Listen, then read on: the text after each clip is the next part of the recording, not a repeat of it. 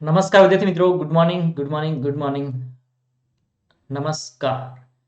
Book bird current અફેર્સમાં આપ સૌ વિદ્યાર્થી મિત્રોનું હાર્દિક સ્વાગત કરું છું. આજે આપણે જોઈએ 21 જાન્યુઆરી 2021ના રોજના અતિ મહત્વના પ્રશ્નો, તેમાં આપણે ચર્ચા કરીશું. તે પહેલા ગઈકાલે જે આપણે ક્વેશ્ચન પૂછ્યા હતા એના રાઈટ આન્સર કયા છે તે આપણે જોઈએ.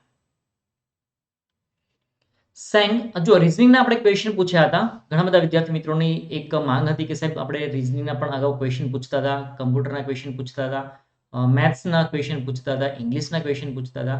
બધા જ આપણે ક્વેશ્ચન પૂછીએ તો આપણે એ રીતે રિઝનિંગના ક્વેશ્ચન ચાલુ પૂછીએ છીએ. સેંગ સવારે 7 વાગે દક્ષિણ દિશા તરફ 6 કિલોમીટર ચાલે છે. જો હવે શું કહેવામાં આવ્યું છે, સવારે 7 વાગે દક્ષિણ દિશા તરફ ચાલે છે. તો આપણે દિશા ખબર હોવી જોઈએ, બધી દિશા કઈ છે. ઉપરના ભાગમાં હંમેશા કોઈ પણ આપણે જોઈએ તો આપણે કોઈ પણ દિશામાં બેઠા હોય, બટ આપણે જ્યારે મેપ જોતા હોઈએ ત્યારે મેપ એ કઈ સાઈડ રાખવાનો હોય, નોર્થ સાઈડ.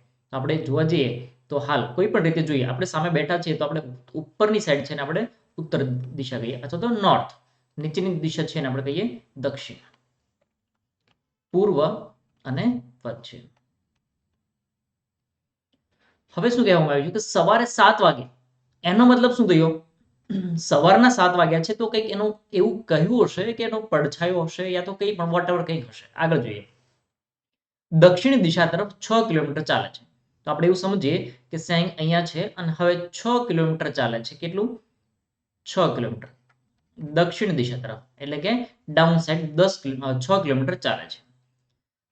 6 કિલોમીટર ચાલ્યા પછી સૂર્ય તરફ 8 કિલોમીટર ચાલી આગળ આરામ કરે છે. હવે સૂર્ય સાઈડ, સૂર્યની દિશા કઈ છે? જો હવે આપણે આ ઇન્ટરલિંક થશે. અહીંયા સવારે 7 વાગે તો સવારની સાઈડમાં કઈ દિશામાં હોય સૂર્ય? પૂર્વની સાઈડમાં. તો હવે કઈ દિશા તરફ ચાલે છે? પૂર્વ દિશા તરફ. એટલે કે 6 કિલોમીટર આગળ વધ્યા પછી હવે કેટલું ચાલે છે? 8 કિલોમીટર આગળ ચાલે છે. તો 8 કિલોમીટર એટલીસ્ટ લાગવું જોઈએ કે 8 કિલોમીટર છે એટલું. 8 કિલોમીટર આગળ ચાલે છે, એટલે કે આ 6 કિલોમીટર તો થોડું વધારે હોવું જોઈએ. અહીંયા બેસી જાય છે, આરામ કરે છે. તો સેંગ તેના મૂળ સ્થાનથી કેટલા કિલોમીટર દૂર હશે? મૂળ સ્થાન કયું છે એનું? આપણે અહીંયા પોઈન્ટ લખી દઈએ કે એ સ્ટાર્ટિંગ પોઈન્ટ. સ્ટાર્ટિંગ પોઈન્ટ અહીંયાથી મૂવ કર્યો છે આપણે, મૂવિંગ પોઈન્ટ, એટલે કે આપણે નામ આપી દઈએ બી, અને એન્ડ પોઈન્ટ નામ આપણે આપી દઈએ સી. તો આપણે એબી નું માપ આપ્યું છે. એબી કેટલું છે? એબી કયું છે? 6 કિલોમીટર. તો ત્યાર પછી બીસી નું માપ આપ્યું છે. બીસી કેટલું છે? 8 કિલોમીટર. હવે એમણે કહ્યું છે કે એનું મૂળ સ્થાનથી કેટલા કિલોમીટર દૂર છે. મૂળ સ્થાનથી કેટલા કિલોમીટર દૂર થાય? તો 6 કિલોમીટર આ સાઈડ ચાલ્યો અને 8 કિલોમીટર આ સાઈડ ચાલ્યો. કેટલું થશે?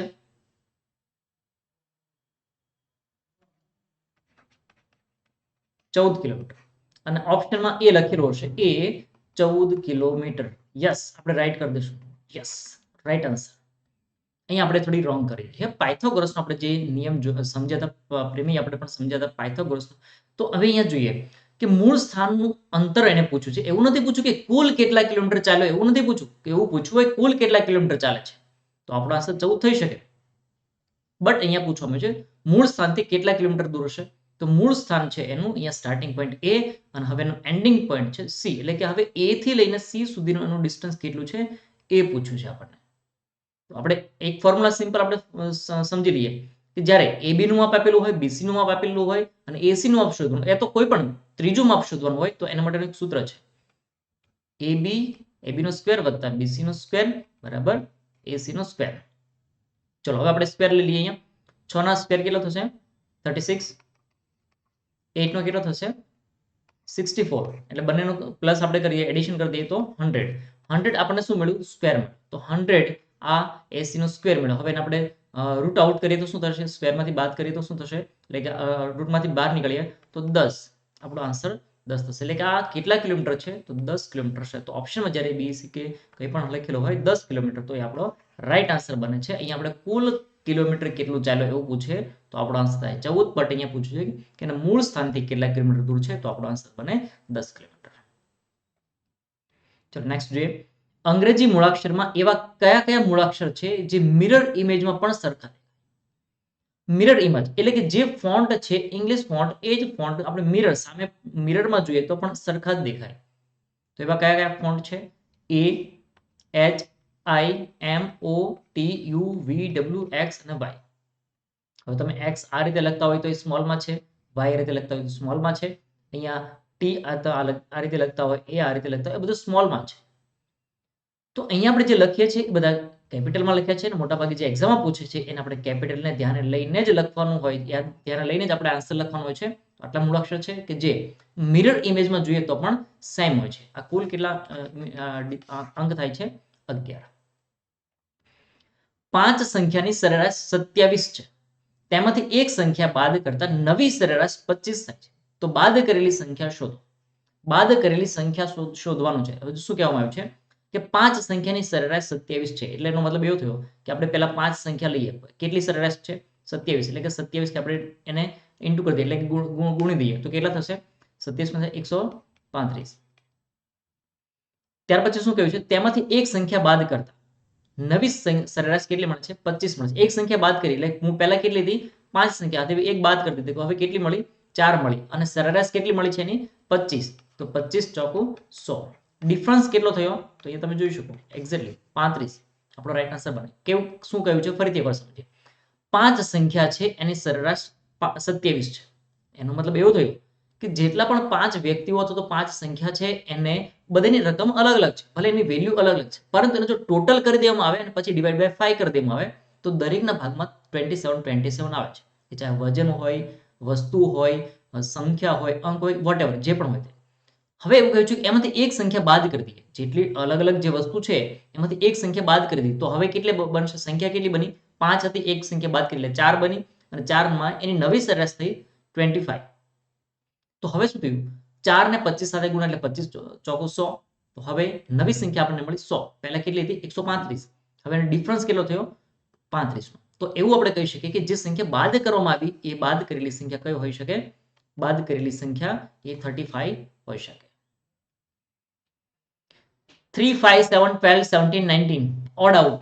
કોઈ પણ એક અંક એવો છે કે જે અહીંયા બંધ બેસતો નથી, એવો અંકને અહીંયા રિમૂવ કરવાનો છે. કયો છે? તમે ઘણા બધા વિદ્યાર્થી મિત્રો પરફેક્ટ રાઈટ આન્સર આપો છો 12. કેમ? પ્રાઇમ. ઓકે. ત્યાર પછીનું બંધારણની કઈ અનુચ્છેદ ભારતના બંધારણીય વડા વિશે છે? ભારતના બંધારણીય વડા વિશે કહેવામાં આવ્યું છે કે બંધારણની કઈ અનુચ્છેદ એવી છે? ભારતના બંધારણીય વડા. ભારતના બંધારણીય વડા કોણ છે? પ્રેસિડેન્ટ, રાષ્ટ્રપતિ.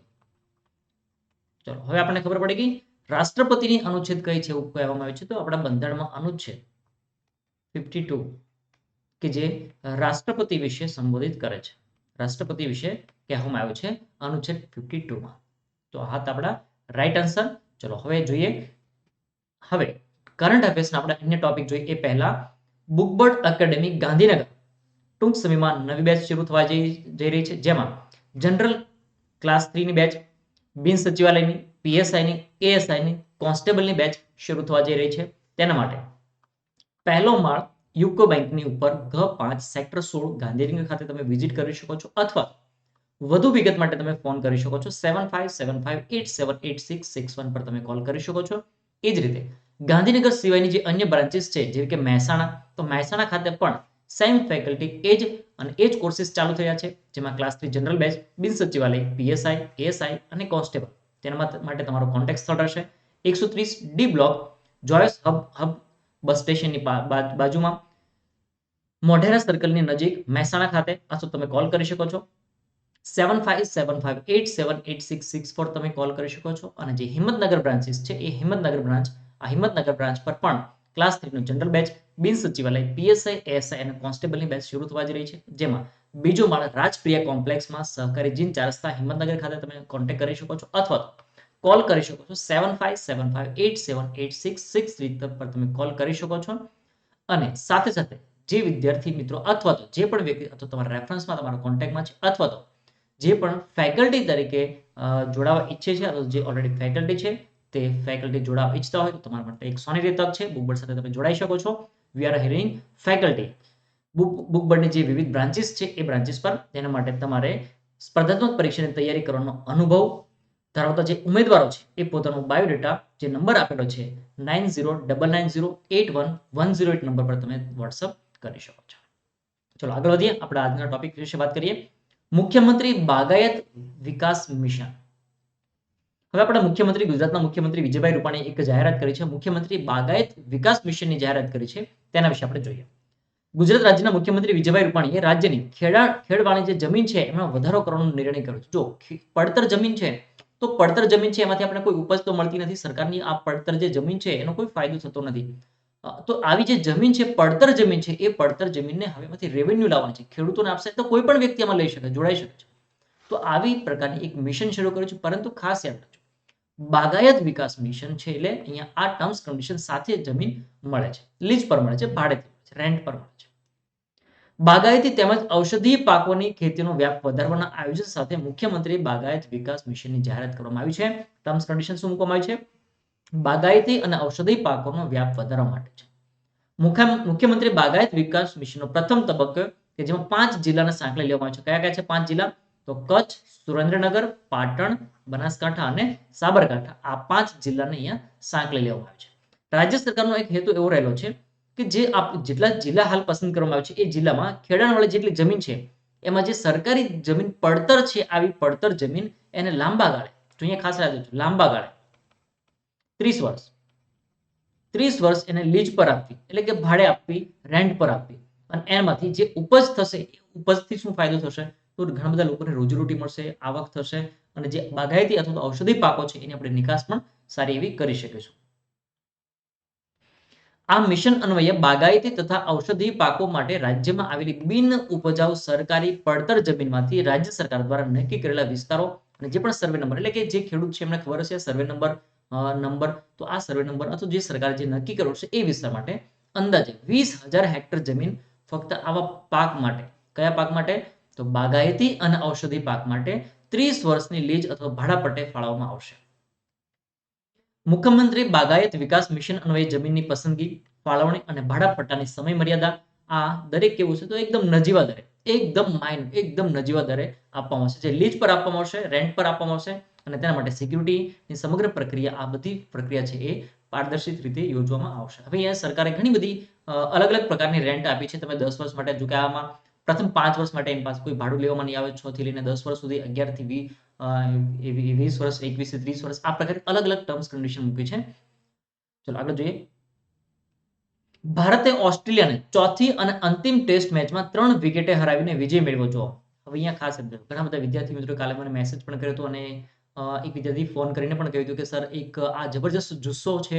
એક વિદ્યાર્થી એવું કહ્યું હતું કે સર મને આ ક્રિકેટ મેચ પરથી હું એમાંથી ઇન્સ્પાયર થયો છું અને મેં વિચાર્યું છે કે ચલો હવે મને કોઈ પણ સંજોગોમાં એક્ઝામ પાસ કરવી છે. એક્ઝામ પાસ કરીને હું તમને મળવા માટે આવ્યું છું. એમણે કહ્યું કે સર તમે તારીખ પણ નોટ કરી લો, મારું નામ પણ નોટ કરી લો, અને હું અત્યારે નામ ડિક્લેર નથી કરતો, બીકોઝ એમનું જ્યારે એનું રિઝલ્ટ આવી જશે ત્યારે એમને સામેથી એનો કોન્ટેક્ટ કરી, એમને બોલાવી, અને કદાચ પોસિબલ હશે તો એમને આપણે અહીંયા બોલાવી એની સાથે મુલાકાત કરીશું. એમણે કહ્યું કે સર એટલો બધો જુસ્સો બતાવ્યો કે સર કોઈ પણ સંજોગોમાં હું આ બિન સચિવની એક્ઝામ ક્રેક કરી લઈશ, અને આ તમે તારીખ પણ આજની યાદ કરી રહો કે આ મેચ ઉપરથી મને આટલું ઇન્સ્પિરેશન મળ્યું છે. ચલો કોઈ પણ વસ્તુ હોય, મૂવી હોય, ક્રિકેટ હોય, એમાંથી માત્ર ને માત્ર આપણે જોઈને પૂરું થઈ જવું એવું નથી. એમાંથી કંઈક લેવા જેવું હોય તો આપણે માટે બહુ મહત્વનું છે. હું બુકબર્ડ એ વિદ્યાર્થી માટે અને દરેક વિદ્યાર્થી માટે એક શુભેચ્છા પાઠવે છે કે આ બીજ સચિવ તમે સારી રીતે પાસ કરી શકો, તમારી જે સારો ઈરાદો છે એ તમે પાર કરશો.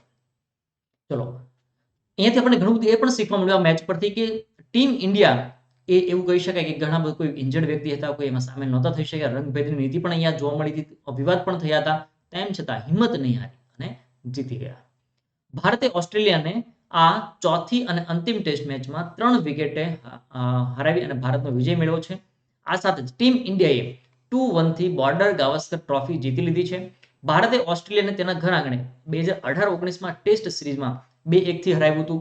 જો હવે એ શું થયું કે આ ટેસ્ટ મેચ એ 2018-19માં પણ એમને હરાવ્યું હતું. ભારતીય ટીમે બોર્ડર ગાવસ્કર ટ્રોફી સતત ત્રીજી વખત પોતાના નામે કરી અને હેટ્રિક લગાવી દીધી છે. આ પહેલા ભારતે બંને સિરીઝ છે એ જીતીને બોર્ડર ગાવસ્કર ટ્રોફી એને જીતી લીધી હતી. 2018-19માં ઓસ્ટ્રેલિયાના પ્રવાસે ભારતે 2-1 થી અને 2016-17માં ભારતે પોતાના, એટલે કે આપણા ભારતમાં પણ ઓસ્ટ્રેલિયાને હરાવ્યું હતું. ઓસ્ટ્રેલિયા બ્રિસ્બેનના ગાબા સ્ટેડિયમ, ગાબા આપણે તમે જોયું હશે હેડલાઇન, ગાભા કાઢી નાખ્યા. આ સ્થળ ખાસ યાદ રાખજો, પ્લેસ સ્થળ કયું છે ખાસ યાદ રાખવું. ઓસ્ટ્રેલિયા બ્રિસ્બેનના ગાબા સ્ટેડિયમમાં 33 વર્ષથી ઓસ્ટ્રેલિયા હાર્યું ન હતું, અને એ અણનમ જે રહ્યું હતું ક્યારે હાર્યું નહોતું, એને ભારતની ટીમે હરાવી દીધું છે. BCCI ના હાલ સેક્રેટરી કોણ છે? તો જય શાહ. અને જય શાહ એમ જો કે એમને કાર્યકારી સેક્રેટરી બનાવવામાં આવ્યા હતા એવી વાત થઈ હતી, એટલે આપણે અહીંયા લખ્યું છે BCCI ના સેક્રેટરી જય શાહે એમને આ ટીમ ઇન્ડિયાને શુભેચ્છા પાઠવી અને 5 કરોડ રૂપિયાનું બોનસ પણ જાહેર કર્યું છે. પ્લેયર ઓફ ધ સિરીઝ તરીકે કોને પસંદ કરવામાં આવ્યો છે? તો ઓસ્ટ્રેલિયાનો પેટ કોલમિન્સ અને ભારત તરફના પ્લેયર ઓફ ધ મેચ તરીકે રિષભ પંત છે. આ સિરીઝ સાથે ઋષભ પંત એ સૌથી ઝડપી 1000 ટેસ્ટ રન બનાવનાર ભારતીય ક્રિકેટર બન્યો છે. એ પણ ખાસ મહત્વનું છે. અને વિશ્વમાં સૌથી ઝડપી 1000 ટેસ્ટ રન બનાવનારનો રેકોર્ડ દક્ષિણ આફ્રિકાના વિકેટ કીપર ક્વિન્ટન ડી કોકના નામે છે. ચલો આગળ વધીએ. ખૂબ મહત્વનો ટોપિક, સુભાષચંદ્ર બોઝની 125મી જન્મ જયંતિ ઉજવાઈ રહી છે, એના પ્રસંગે વાત કરીએ. ભારત સરકાર દ્વારા નેતાજી સુભાષચંદ્ર બોઝની 125મી જન્મ જયંતિ એમને કયા દિવસ તરીકે ઉજવવામાં આવશે? ખાસ યાદ રાખજો, કયા દિવસ તરીકે ઉજવવામાં આવશે? તારીખ તો બધાને ખબર છે, ચલો તારીખ બધાને યાદ રહી ગઈ છે, 23 જાન્યુઆરી. 23 જાન્યુઆરી એ આપણે યાદ રહી ગઈ છે, બધાને ખબર છે. હવે આ જે ઉજવણી થઈ છે 125મી, એ પણ ખાસ યાદ રાખજો, 125મી જ્યારે વર્ષની આ જન્મ જયંતિ વર્ષ ઉજવાઈ રહી છે, તો એ કયા નામથી ઉજવશે? પરાક્રમ દિવસ તરીકે ઉજવાશે. ખાસ યાદ રાખજો, પરાક્રમ દિવસ તરીકે ઉજવાશે. ચલો વિદ્યાર્થી મિત્રો, જે પણ લાઈવ વિડીયો જોઈ રહ્યા છે કમેન્ટમાં આન્સર કરતા જાય સાથે સાથે, તો તમને પણ મજા આવશે અને જેવા પણ તમે આ કમેન્ટમાં આન્સર કરશો, તમારું પરફોર્મન્સ કેટલું છે એ પણ તમને જોવા મળતું રહેશે. દેશના સ્વતંત્રતા સેનાની અને આઝાદ હિન્દ ફૌજના જનક એવા સુભાષચંદ્ર બોઝની 125મી જન્મ જયંતિ વર્ષ હાલમાં ઉજવાઈ રહી છે અને દેશમાં તેને પરાક્રમ દિવસ તરીકે મનાવવામાં આવશે. સ્વાતંત્ર્ય સેનાની એવા સુભાષચંદ્ર બોઝની 125મી જન્મ જયંતિ મનાવવા માટે કેન્દ્ર સરકારે આપણા વડાપ્રધાન નરેન્દ્રભાઈ મોદીની અધ્યક્ષતામાં એક ઉચ્ચ સ્તરીય સમિતિ રચવામાં આવી છે. અને આ સમિતિ રચવા માટે, અને જો અહીંયા ખાસ યાદ રાખજો, આ ઉજવણી થઈ રહી છે, ઉજવણી એ કઈ રીતે ઉજવણી થઈ છે? તો કેન્દ્રીય સંસ્કૃતિ મંત્રાલય એમણે આ દિવસને પરાક્રમ દિવસ તરીકે ઉજવવાની જાહેરાત કરી છે. વડાપ્રધાન નરેન્દ્રભાઈ મોદી 23 જાન્યુઆરી કોલકાતા ખાતે જશે અને નેતાજીની જન્મજયંતિનો આ એક કાર્યક્રમ છે. આ કાર્યક્રમ દરમિયાન એમાં નેતાજી મેમોરિયલ મ્યુઝિયમનું પણ ઉદ્ઘાટન કરશે. આ સમિતિમાં કોણ કોણ છે? તો વડાપ્રધાન નરેન્દ્રભાઈ મોદી એ ચેરમેન છે, એટલે કે આના અધ્યક્ષ રહેશે. સાથે સાથે રાજનાથસિંહ, અમિત શાહ, મમતા બેનર્જી કોણ છે? વેસ્ટ બેંગોલના સીએમ છે. અને જગદીપ ધનખડ એ કોણ છે? તો વેસ્ટ બેંગોલના ગવર્નર છે. એ પણ ખાસ યાદ રાખજો. એ સિવાય મિથુન ચક્રવર્તી છે, કાજોલ અને AR રહેમાન આ સહિતના લગભગ 84 થી 85, મતલબ આપણે ઘણા બધા લોકો 80+ લોકો છે એના સદસ્યો તરીકે નિમવામાં આવ્યા છે. હવે જુઓ, આ સમિતિ છે એ સમિતિનું કામ એ હશે કે એને કઈ રીતે કોઈ પણ આયોજન કરવાનું છે, તો આયોજન કઈ રીતે કરવું, કઈ રીતનું, કઈ જગ્યા પર કરવું, કેવી રીતે કરવું, કેટલા ગેસ્ટને આમંત્રણ કરવા, મતલબ કે મોટા ભાગની જે પ્રવૃત્તિ છે આ વ્યક્તિઓ દ્વારા એને ડિસાઇડ કરવામાં આવશે. એના અંડરમાં મોનિટરિંગમાં આ પ્રકારનું આયોજન કરવામાં આવશે. ભારતનું પ્રથમ મજૂર ચળવળ મ્યુઝિયમ કયા રાજ્યમાં બનાવવામાં આવશે? મજૂર ચળવળ મ્યુઝિયમ બનાવવામાં આવશે, એ ક્યાં બનાવવામાં આવશે? આપણા થશે કેરળ ખાતે. ભારતનું પ્રથમ મજૂર ચળવળ મ્યુઝિયમ એટલે કે લેબર મુવમેન્ટ મ્યુઝિયમ બનાવવામાં આવશે, જે કેરળમાં સ્થાપવામાં આવશે. કેરળમાં વિશ્વના મજૂર ચળવળના ઇતિહાસને પ્રદર્શિત કરવા માટે ભારતમાં પ્રથમ આ પ્રકારનું મ્યુઝિયમ ચળવળ એ કેરળના અલ્લાપુજામાં બનાવવામાં આવશે. ક્યાં બનાવવામાં આવશે? એક્ઝેક્ટ કેરળમાં કઈ જગ્યા પર? તો કેરળમાં અલ્લાપુજામાં બનાવવામાં આવશે. આ સંગ્રહાલય એટલે કે મ્યુઝિયમમાં ચિત્રો, દસ્તાવેજો અને અન્ય પ્રદર્શનો દ્વારા વિશ્વ મજૂર ચળવળ વિશે માહિતી અને કેરળના મજૂર ચળવળના ઇતિહાસનું ચિત્રણ કરવામાં આવશે. ચલો તમારે કમેન્ટમાં એ આન્સર લખવાનો છે.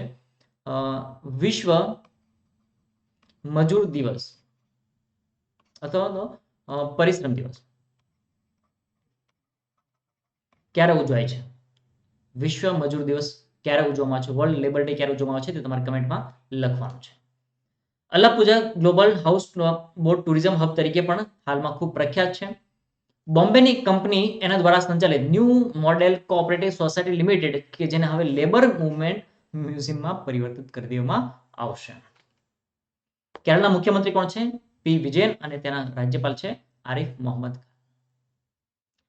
ભારત પાસેથી કોરોનાની રસી મેળવનાર પ્રથમ દેશ કયો બનશે? ભારત પાસેથી કોરોનાની રસી મેળવનાર પ્રથમ દેશ કયો બને છે?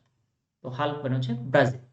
જો કે ભારતે અન્ય જે પાડોશી દેશો છે એ બધા દેશોને કોરોનાની રસીનું દાન કર્યું છે. દાન કરવું અને આપવું, આ બંનેમાં શું ફેર છે? આપવું એટલે વેચાણથી પણ હોઈ શકે, દાન કરવું એટલે કે ફ્રીમાં હોઈ શકે. વહેંચવું અને વેચવું, આમાં શું ફેર થાય છે? વહેંચવું એટલે કે ફ્રીમાં થાય છે, અને વેચવું એટલે કે પેડ, પૈસા લઈને વેચવું. ઘણી વખત તમે વાંચ્યું છે વેચાણ અર્થે મૂકેલ છે, અને કોઈ વસ્તુ ફ્રીમાં આપતી છે તો એમાં લખ્યું છે વહેંચણી કરવામાં આવી. ચલો આગળ વધીએ. ભારત પાસેથી કોરોનાની રસી મેળવનાર બ્રાઝિલ એ પ્રથમ દેશ બનશે. સીરમ ઇન્સ્ટિટ્યૂટ દ્વારા કોવિશિલ્ડના 20 લાખ ડોઝ પૂરા પાડવામાં આવશે, અને જે મુંબઈથી રિયો ડી જેનેરો ખાતે સ્પેશિયલ ફ્લાઇટમાં આ બ્રાઝિલ પહોંચાડવામાં આવશે. તેના માટે બ્રાઝિલ સરકાર અને serum institute of India Pune ખાતે આવેલા આ ઇન્સ્ટિટ્યૂટ છે એના દ્વારા ફિક્સ કોઈ રેટ નક્કી કરવામાં આવ્યો છે. એના દ્વારા સીરમ ઇન્સ્ટિટ્યૂટ ઓફ ઇન્ડિયા ખાતે એસ્ટ્રોઝેનેકા અને ઓક્સફર્ડ યુનિવર્સિટીની રસી કોવિશિલ્ડ બનાવવામાં આવી રહી છે. ખાસ યાદ રાખજો કે બ્રાઝિલ એ પ્રથમ દેશ બન્યો છે જેને 20 લાખ ડોઝ પૂરા પાડવામાં આવશે. તાજેતરમાં જારી કરવામાં આવેલા ગ્લોબલ ફાયર પાવર ઇન્ડેક્સ 2021 મુજબ, અગેન રિપીટ કરું, ગ્લોબલ ફાયર પાવર ઇન્ડેક્સ 2021 મુજબ સૌથી શક્તિશાળી સેનાની બાબતમાં ભારતનો ક્રમ કેટલામો છે? આપણી જે ડિફેન્સ છે, આપણું જે સૈન્ય છે, તો આ સેના સૌથી શક્તિશાળી તરીકે જે હાલ રિપોર્ટ રજૂ કરવામાં આવ્યો છે ગ્લોબલ ફાયર પાવર ઇન્ડેક્સ 2021, તેમાં આપણે ભારતનો ક્રમ કેટલામો છે? ભારતનો ક્રમ છે ચોથો ક્રમ છે. ભારતને ચોથો ક્રમ મળ્યો છે. ગ્લોબલ ફાયર પાવર ઇન્ડેક્સ 2021 જારી કરવામાં આવ્યો, તેમાં આંકડા જે છે એ આંકડા ધ્યાને લઈએ તો જે સેનાના ક્રમ આપવામાં આવ્યો છે તેમાં ભારતનો ક્રમ ચોથા ક્રમે છે. ભારત ચોથા ક્રમે છે. ભારતનું પાવર ઇન્ડેક્સ રેટિંગ કેટલું છે? 0.1214 છે. પ્રથમ સ્થાને કોણ છે? તો અમેરિકા, જે મહાસત્તા જગત જમાદાર બની બેઠું છે એ. અને હવેથી ગઈકાલે જે પ્રેસિડેન્ટ જો બાઇડેન એમણે શપથ ગ્રહણ કર્યા. હવેથી પ્રેસિડેન્ટ કોણ છે? હવેથી આપણે જ્યારે વાત કરીએ પ્રેસિડેન્ટ, તો પ્રેસિડેન્ટ ચેન્જ થઈ જશે. પહેલા હતા ડોનાલ્ડ ટ્રમ્પ, હવે કોણ બનશે? Joe Biden. અમેરિકા એ પ્રથમ ક્રમે છે, બીજા ક્રમે રશિયા અને ત્રીજા સ્થાને ચીન છે. ચોથા ક્રમે કોણ છે? ફોર્થ ક્રમ પર ઇન્ડિયા. ભારત ચોથા ક્રમે છે. ફિફ્થ પર કોણ છે? પાંચમા ક્રમે કોણ છે? પાંચમા ક્રમે છે જાપાન. જો ખાસ યાદ રાખજો કે જાપાનની સેના એ ભારતની એ જાપાનને પોતાની સેના નથી. જાપાનને કોની સેના મળે છે? યુએસએની, અમેરિકાની. કારણ કે જ્યારે અમેરિકાએ હિરોશિમા અને નાગાસાકી નામના બે શહેરો તબાહ કરી દીધા, ત્યાર પછી ડીલ કરવામાં આવી છે કે એગ્રીમેન્ટ કરવામાં આવ્યો છે એ મુજબ જાપાન પોતાની મિલિટરી નથી વિકસાવી. એમણે અમેરિકા એને લાઈફ ટાઈમ પ્રોટેક્શન આપશે. જો કે એને બાબતે થઈને એના અમેરિકાના બંધારણમાં સુધારા કરવા માટે પણ ઘણી બધી જોગવાઈ કરવામાં આવી છે. કન્ડિશન એવી છે કે અગર કોઈ પણ કન્ટ્રી જો જાપાન પર હુમલો કરશે તો અમેરિકાનો બચાવ કરશે. અન્ય કોઈ કન્ટ્રી જો અમેરિકા પર હુમલો કરશે તો જાપાન એની બચાવ નહીં કરે. તો જો અમેરિકા એવું કહ્યું કે તો આવું કેમ કર્યું? પરંતુ જાપાનનું જે બે શહેરો છે બરબાદ કરી દીધા. જાપાન પાસે પોતાની મિલિટરી નથી હાલમાં. એની કોની મિલિટરી યુઝ કરી શકે? અમેરિકા. કારણ કે હિરોશિમા અને નાગાસાકી નામના બે શહેરો જ્યારે તબાહ કર્યા ત્યારે આ ડીલ કરવામાં આવી હતી કે જ્યારે પણ જાપાનને કોઈ મિલિટરીની જરૂર પડશે તો જાપાન પોતાની મિલિટરી નથી વિકસાવતું, તો એને મદદ કોણ કરશે? તો એના માટે અમેરિકા. અમેરિકન ડિફેન્સ છે એ, એટલે જ્યારે પણ કોઈ પણ દેશ અમેરિકા એ કોઈ પણ જૂથમાં જોડાશે, કોઈ પણ ગ્રુપમાં જોડાશે તો એને સાથે સાથે જાપાનને પણ સાથે સાથે જોડતું આવ્યું છે. પાંચમા ક્રમે કોણ છે? જાપાન છે. અને ત્યારબાદ દક્ષિણ કોરિયા, ફ્રાન્સ, બ્રિટન, આ બધા કન્ટ્રીઓ ત્યાર પછીના ક્રમે છે. ટોપ 15 દેશો છે કે જેમાં પાકિસ્તાન એકમાત્ર એવો દેશ છે કે જેને રેન્કિંગમાં સુધારો કર્યો છે. ઇઝરાયલ, કેનેડા, ઈરાન અને ઇન્ડોનેશિયા એને પણ પાછળ છોડી દીધા અને એમને 10મા સ્થાને પહોંચી ગયું છે Pakistan. Global fire power index 2021 દ્વારા જે તૈયાર કરવામાં આવેલું છે રેન્કિંગ, એમાં 50 જેટલા પરિબળો, 50 જેટલા ટોપિક્સ ધ્યાને લેવામાં આવ્યા છે. જેમાં સેનાની શક્તિથી લઈ અને નાણાકીય અને ઇકોલોજીસ્ટ પાવર અને ભૌગોલિક શક્તિ પણ અહીંયા સામેલ રાખવામાં આવી છે. અને આ જે રિપોર્ટ લેવામાં આવ્યો છે, એટલે કે જે આ ઇન્ડેક્સ તૈયાર કરવામાં આવ્યો છે એમાં 133 દેશોનો સામેલ કરવામાં આવ્યો છે. 26 જાન્યુઆરી ગણતંત્ર દિવસની પરેડમાં ફ્લાય પાસ્ટનો હિસ્સો બનનાર ભારતની પ્રથમ મહિલા ફાઇટર જેટ પાયલટ પણ હશે. 26મી જાન્યુઆરી 2021 આપણે જે ગણતંત્ર દિવસ છે એની પરેડમાં ફ્લાય પાસ્ટનો હિસ્સો બનનાર ભારતની પ્રથમ મહિલા ફાઇટર જેટ પાયલટ કોણ બનશે? મહિલા ધારે તો ઘણું બધું કરી શકે છે. મેં તમને અગાઉ પણ કહ્યું હતું, જો તમે જુઓ ભાવના કાંત છે, અવની ચતુર્વેદી છે, આ એટલી જબરજસ્ત આ ફાઇટ એમણે કરી છે. આ પહેલામાં પણ મેં તમને કહ્યું હતું, કિરણ બેદી જુઓ, ભારતની પ્રથમ આઈપીએસ, આપણે ગુજરાતના પ્રથમ IPS Gita Johari.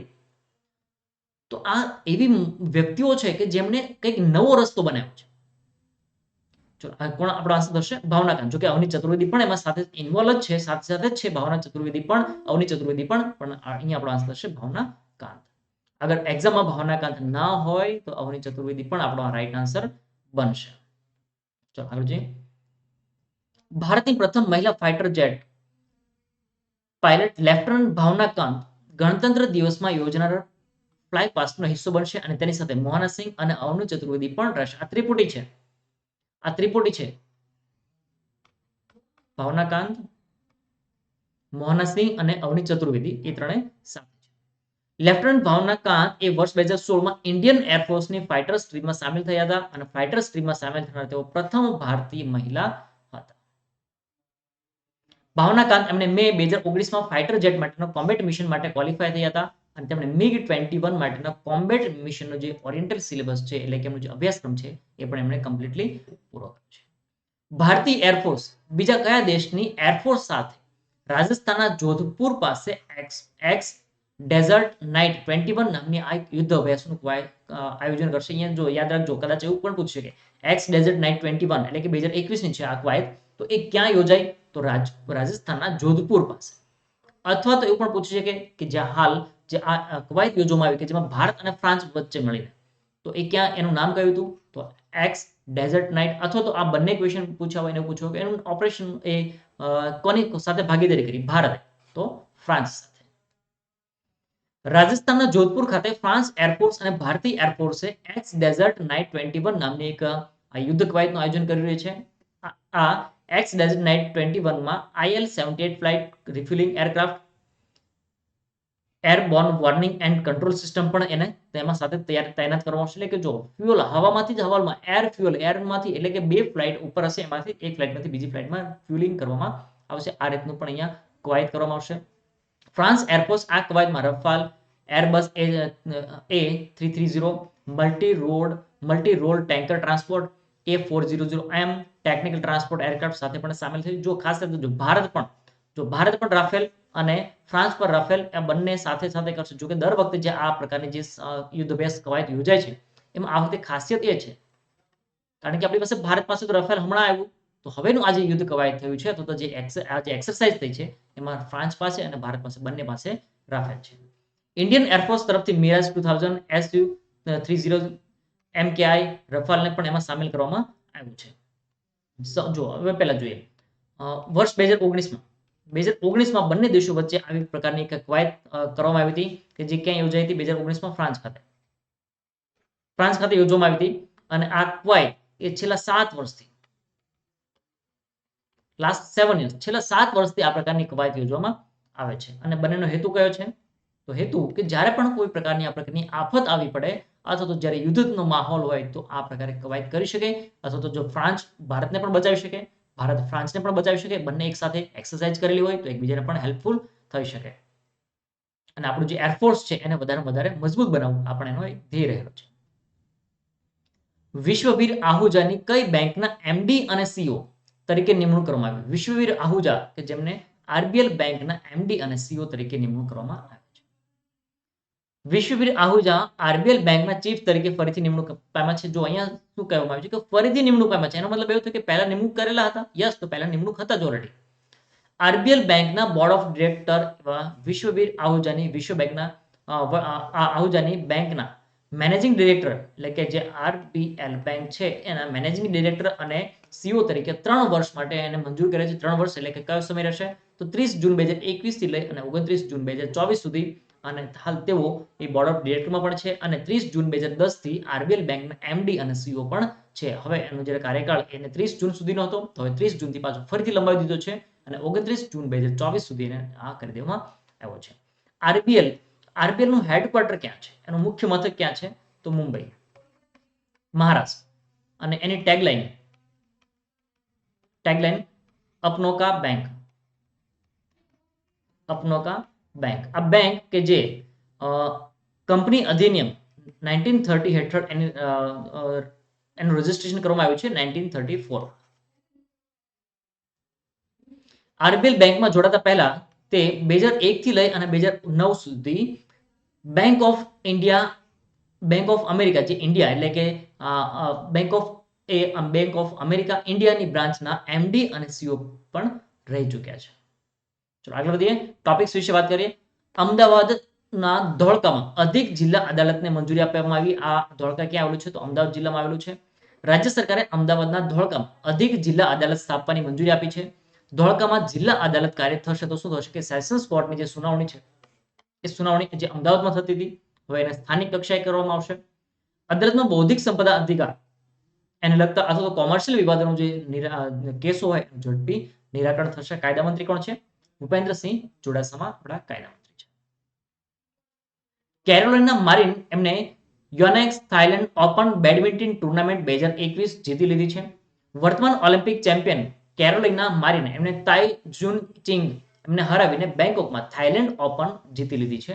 યોનેક્સ Thailand open super 1000 badminton tournament કે જે 12 જાન્યુઆરીથી લઈ 21 જાન્યુઆરી 2021 દરમિયાન એને યોજવામાં આવી હતી અને તેમાં બેડમિન્ટન વર્લ્ડ ફેડરેશન દ્વારા 2021ની આ પ્રથમ આવૃત્તિ હતી અથવા પ્રથમ બેડમિન્ટન ટુર્નામેન્ટ હતી. હવે જો એના ખિતાબ કોણે મેળવ્યા છે, કોણે ટાઇટલ જીત્યા છે, તો સિંગલ્સ અને ડબલ્સનું આ રીતનું હોય છે. તો સિંગલ્સમાં જોઈએ તો સિંગલ્સમાં પુરુષ અને મહિલા બંને વર્ગ હોય છે. તો એમાં પુરુષ વર્ગમાં જોઈએ તો ડેનમાર્કના વેક્ટર એક્સેલર કે જે ડેનમાર્કના છે એમણે હોંગકોંગના એંગસ લોંગને હરાવી અને આ ટાઇટલ જીત્યું છે. જ્યારે મહિલા કેટેગરીમાં જોઈએ તો સ્પેનના કેરોલિના મારિન કે જેમણે તાઇવાનના જુઈ ચિંગ એમને હરાવીને આ મહિલા સિંગલ્સનું ટાઇટલ જીત્યું છે. જ્યારે ડબલ્સ ટાઇટલની વાત કરીએ તો મેન્સ ડબલમાં તાઇવાનની લી યાંગ અને વાંગ ચીલીને મલેશિયાના ગો વિશેમ અને ટેન વી ક્યોંગને હરાવીને ડબલ્સનો ખિતાબ મેળવ્યો છે. જ્યારે વિમેન્સ ડબલ્સમાં ઇન્ડોનેશિયાની ગ્રેસિયા પોલિયાઈ અને પ્રિયાની રાહાયુઈ અને થાઇલેન્ડની જોંગ કોલ્ફ કિટીથારકુડ અને રવિન્દા પ્રજોંગજોઈને હરાવીને ડબલ્સનો ખિતાબ એમને મેળવ્યો છે. જ્યારે એનો પ્રેસિડેન્ટ તરીકે વાત કરીએ તો બેડમિન્ટન વર્લ્ડ ફેડરેશનના પ્રેસિડેન્ટ છે પુલ એરિક હોયલ લાર્સન અને તેનું મુખ્ય મથક આવેલું છે કુઆલાલુમ્પુર મલેશિયા ખાતે. તો મિત્રો આપણે જે હાલ જે બુકબર્ડ નોલેજ ટેસ્ટ જે આપણે રમી રહ્યા છીએ એમાં જબરજસ્ત વિદ્યાર્થી મિત્રો આન્સર આપી રહ્યા છે. ઘણા બધા વિદ્યાર્થી મિત્રો WhatsApp પર અને કોઈ કમેન્ટ પર આન્સર આપી રહ્યા છે. અને નેક્સ્ટ સન્ડે આપણે જે પોલીસ અધિકારી સાથે આપણે જે વાત કરવાના છે એનો પણ આપણે અહીંયા એમની મુલાકાત કરીશું. અને આ રહ્યા તમારા માટેના પ્રશ્નો, બુકબર્ડ નોલેજ ટેસ્ટના પ્રશ્નો. સ્તૂપના અંડાકાર ભાગની ટોચનો જે ભાગ છે એની ચારે બાજુ એક રેલિંગ હોય છે અથવા જે વાડ છે તો એને કયા નામથી ઓળખાય છે એ તમારે લખવાનું છે. ઇબ્ન બતુતા કયા વંશ દરમિયાન ભારતની મુલાકાતે આવેલ હતો? લીલા રંગના કયા ગ્રહના વાતાવરણમાં મિથેન નામનો ઝેરી વાયુ આવેલો છે? ત્યારબાદ અંગ્રેજીનો ક્વેશ્ચન છે my mother blank coffee before I walk out. એમાં તમને ઓપ્શન આપ્યા છે વોઝ મેકિંગ, મેક્સ, મેડ અને હેડ મેડ. આમાંથી કયો ઓપ્શન આવે છે એ તમારે લખવાનું છે. ગુજરાતમાં સમરસ ગ્રામ પંચાયત ક્યારથી અમલમાં મૂકેલ છે? ગ્રામ વિકાસ મંત્રાલય દ્વારા જે આયોજન કરવામાં આવ્યું છે તેમાં ગુજરાતમાં સમરસ ગ્રામ પંચાયત એ ક્યારથી અમલમાં મૂકેલો આવ્યો છે, કયા વર્ષથી, એટલે કે તમારે સમય લખવાનો છે. સમય જેમાં તમારે મહિનો અને વર્ષ બતાવવાનું રહેશે. એટલીસ્ટ તમારે વર્ષ તો દર્શાવવાનું રહેશે. તો હા હતા તમારા 5 પ્રશ્નો. અને આપણે જે ગઈકાલે જે ક્વેશ્ચન પૂછ્યું તો ખાકીની ખુમારી માટે, તો ખાકીની ખુમારી માટે આઈપીસી ઇન્ડિયન પિનલ કોડની સેક્શન 10 માં શાની વ્યાખ્યા આપેલી છે તે સમજાવો. આઈપીસી ની કલમ 10, તો આઈપીસી ની કલમ 10 શું કહેવા માંગે છે તે આપણે જોઈએ. ચલો, ઘણા બધા વિદ્યાર્થી મિત્રો રાઈટ આન્સર આપ્યા છે કે તેમાં શું કહેવામાં કે સ્ત્રી અથવા પુરુષ. જો ખાસ યાદ રાખજો અહીંયા બંનેની વ્યાખ્યા આપવામાં છે, સ્ત્રી અને પુરુષ, એટલે કે સ્ત્રી અથવા તો પુરુષ બંને હોઈ શકે. તો સ્ત્રી કોને કહીશું અને પુરુષ કોને કહીશું? કાયદાની દ્રષ્ટિએ વાત કરીએ તો કાયદાની દ્રષ્ટિમાં એવું કહેવામાં આવ્યું છે કે કોઈ પણ મનુષ્યનો મતલબ એવો નથી, કાયદાની દ્રષ્ટિએ મનુષ્યનો મતલબ એવો નથી કે પુરુષ. અહીંયા એવું કહેવામાં આવે છે કે નર જાતિનું મનુષ્ય કે જેને આપણે પુરુષ કહીશું અને નારી જાતિનું મનુષ્ય પ્રાણ કે જેને આપણે કહીશું સ્ત્રી. અહીંયા આપણે કાયદામાં આ શબ્દ ઉપયોગ કરવામાં આવ્યો છે.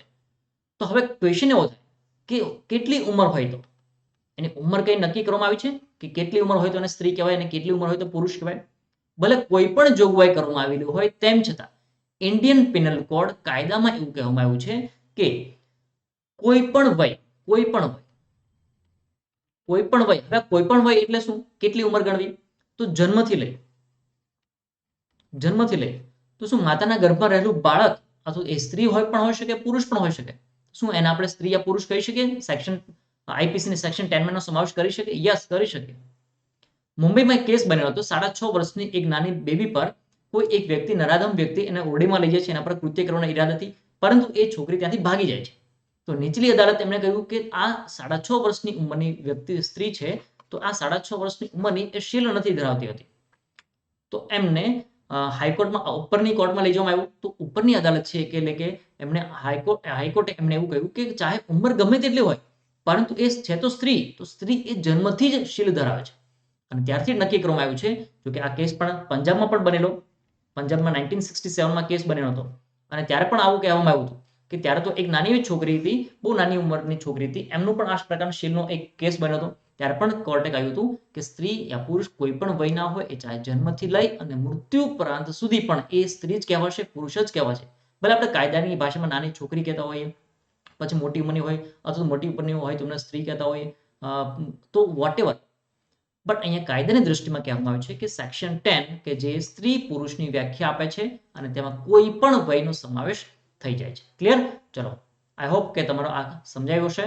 હવે જોઈએ તમારા માટે આઈપીસી ને બીજો ક્વેશ્ચન કે જેમાં દસ્તાવેજ વિશે કહેવામાં આવ્યું છે. તો આઈપીસી ની કઈ કલમમાં દસ્તાવેજ વિશે કહેવામાં આવ્યું છે?